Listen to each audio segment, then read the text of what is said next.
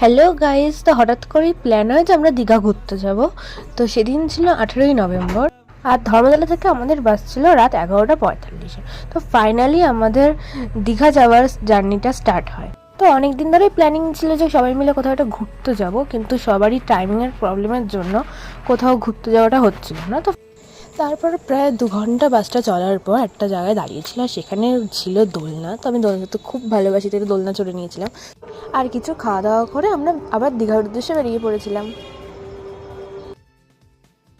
দেন finally আমরা ভোর 4টের সময় নিউ দীঘাকে পৌঁছাই, আর পুরো রাস্তা ছিল পুরো ফাঁকা।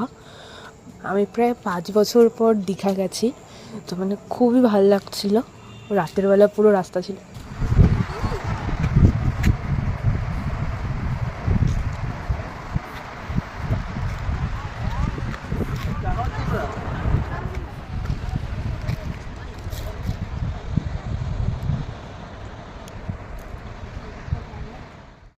তারপর বাকি রাস্তা আমরা এখানে বসেই কাটিয়ে দিই, কারণ হোটেলটা সকালের আগে খুলবে না। আর নিয়ে নিয়েছিলাম সাথে চা। তো বেশ ভালোই লাগছিলো, সমুদ্রের এদিকে ভোরও হয়ে এসেছিলো। তো ভালো লাগলে লাইক কমেন্ট শেয়ার করে দিই, বাকিটা নেক্সট পার্টে আসছে।